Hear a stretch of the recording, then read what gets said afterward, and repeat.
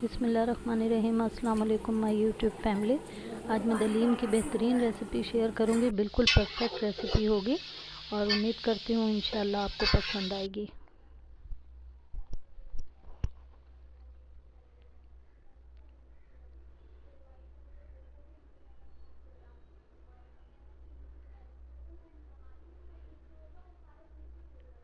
बिस्मिल्लाहिर्रहमानिर्रहीम। दलीम बनाने के लिए मैंने ली हैं दालें।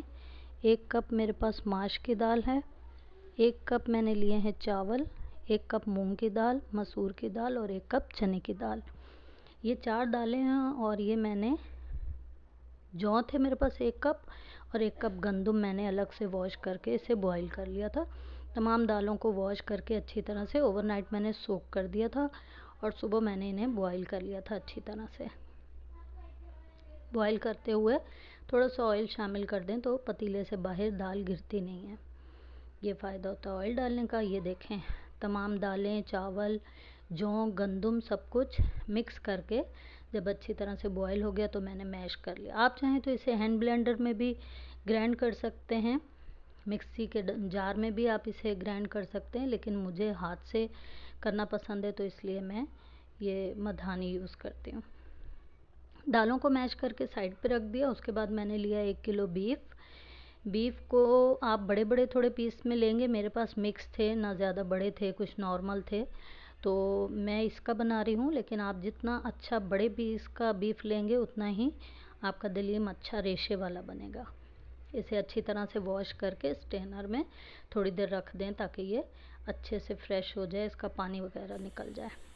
उसके बाद मैंने एक बड़ा चाय का मग भर के ऑयल एक पतीले में डाला था और 2-3 बड़े बड़े प्याज लेके मैंने उन्हें बिल्कुल फाइन बारीक बारीक, ये बिल्कुल पतले पतले स्लाइस हैं, इनको मैंने स्लाइसर की मदद से स्लाइस कर लिया था।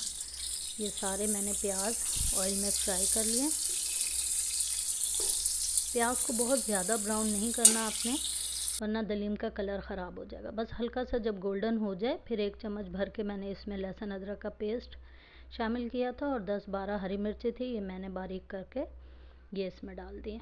आप चाहें तो सब कुछ साबुत भी ऐड कर सकते हैं, क्योंकि दलीम में ये सब फ्राई होकर लास्ट में उसे अच्छी तरह से ब्लेंड किया जाता है, घोटा लगाया जाता है, तो इस वजह से ये सब कुछ मिक्स हो जाएगा। अगर आप रफली चॉप करके भी डालेंगे तो ये अच्छे से हो जाएगा।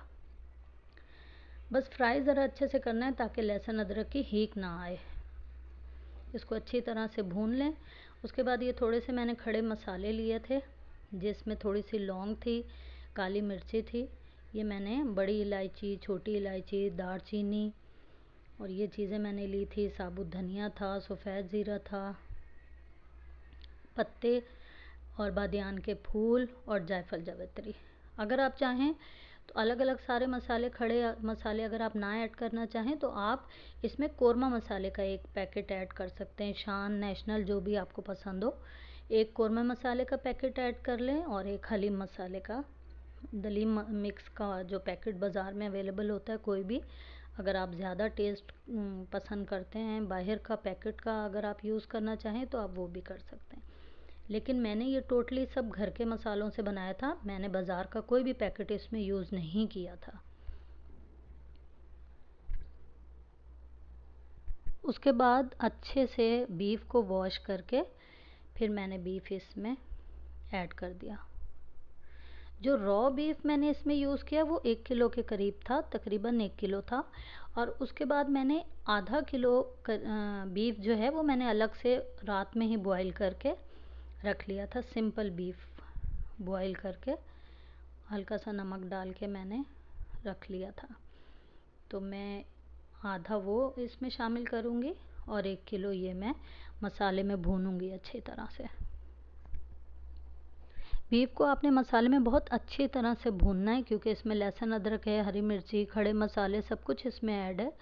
अच्छी तरह से आपने बीफ को इसमें फ्राई करना है ताकि बीफ की स्मेल ना रहे मसाले में।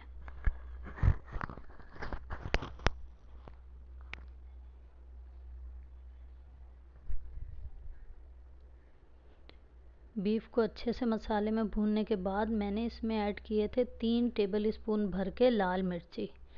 ये बिल्कुल परफेक्ट इसमें मसाला था, ना बिल्कुल फीका था दलीम और ना ही जो है वो बिल्कुल ज़्यादा स्पाइसी था।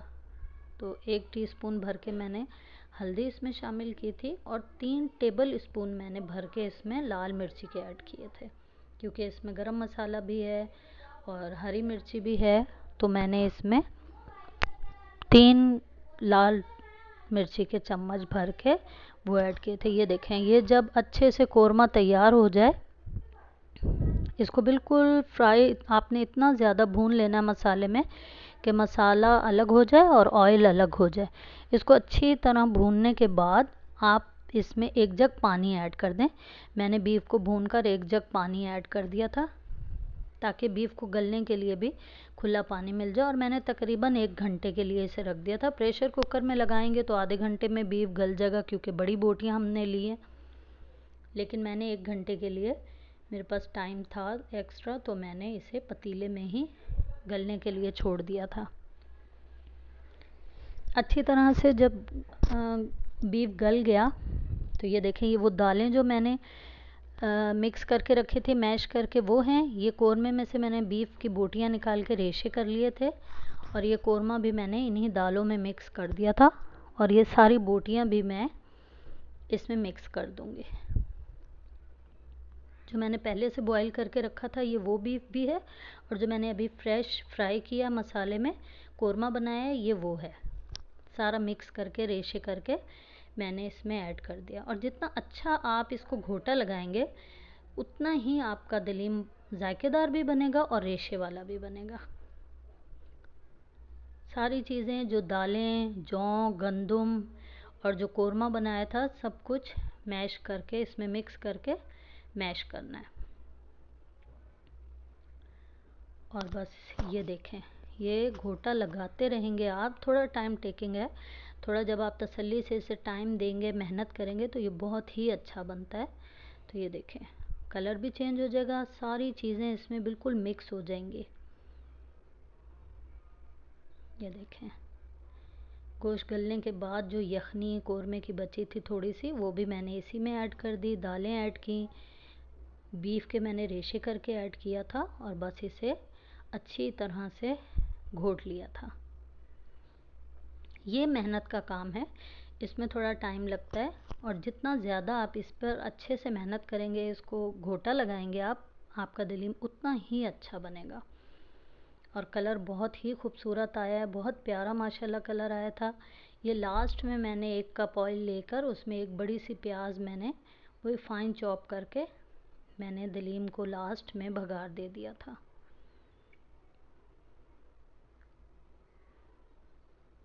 बहुत अच्छा जायकेदार बनता है। कोई मैंने इसमें बाज़ार का मसाला, कोई एसेंस, कुछ भी मैंने इसमें यूज़ नहीं किया।